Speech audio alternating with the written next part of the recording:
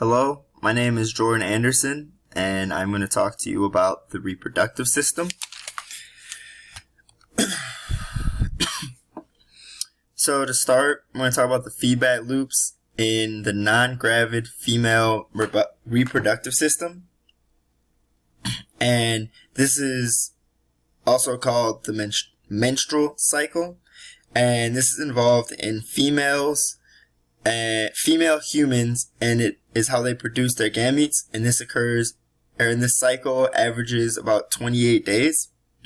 The menstruation cycle can be looked at as two different cycles: the ovarian cycle and the uterine cycle.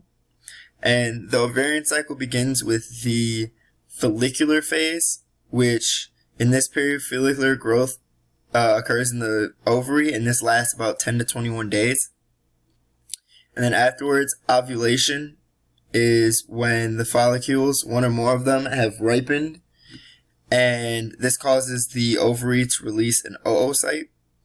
And then the luteal phase is when the ruptured follicle becomes a corpus luteum, and this secretes hormones to continue preparation for pregnancy.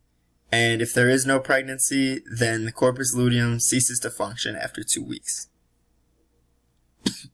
The uterine cycle, which also occurs at the same time as the ovarian cycle, begins with menses, which corresponds to menstrual bleeding from the uterus. And this occurs at the beginning of the follicular phase.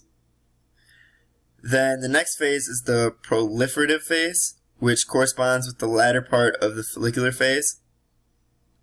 And this occurs when the endometrium adds a new layer of cells in anticipation of pregnancy. And then finally we get the secretory phase, which occurs after ovulation. And what this means is that the hormones from the corpus luteum have converted the thick endometrium into a secretory structure. And if this occurs with no pregnancy, then the superficial layers of the secretory endometrium are lost during menstruation. So next we're going to talk about the regulation of sperm maturation and in the germinal epithelium. So this includes Sertoli cells, which regulate sperm development, and they provide sustenance and nourishment for developing spermatogonia.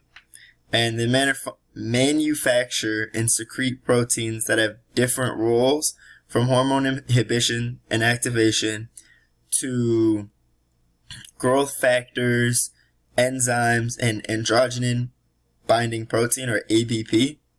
And ABP binds to testosterone in the seminiferal tubule lumen. And then sperm is produced when spermatogonia undergo meiotic division to become sperm, and this occurs near the basal ends of the Sertoli cells.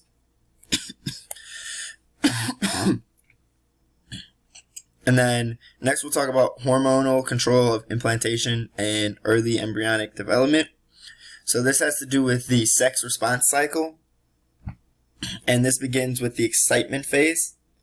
And during this time, erotic stimuli prepare the genitalia for sexual intercourse, and this is in males considered erection of the penis, and for females it's the erection of the clitoris and vaginal lubrication.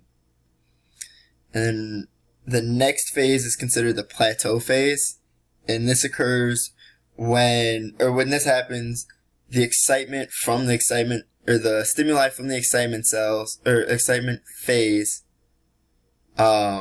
begins to intensify, and it continues to intensify until it leads into the orgasm phase, and this is when the stimuli hits its peak. And then after this occurs the resolution phase, and this means that the stimuli slowly begins to return to normal. And then at the end of all of this, if the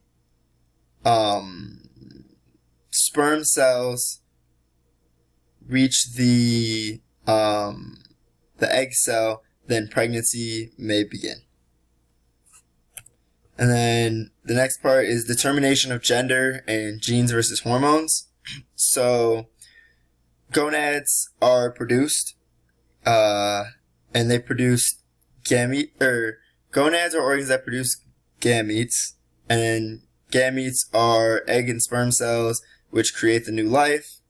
Male gonads are the testes, which produce sperm, and then female are the ovaries, and they produce eggs. The gonadal cells produce eggs and sperm, and they're called germ cells. So then, in the body, we have internal genitalia, and these are accessory glands and ducts that connect gonads to the outside environment. And then we also have external genitalia, which are our reproductive structures that are outside of the body. And then finally, we have sex chromosomes, which determine the genetic sex of the individual. And then genetic females are XX, while genetic males have chromosomes of XY. And the Y chromosome is inherited from the father and contains less essential genes than the X chromosome. But if there's a chance that there is a individual that has the chromosomes XXY, then they would still be considered a male because of the Y chromosome. And that is the end of the video.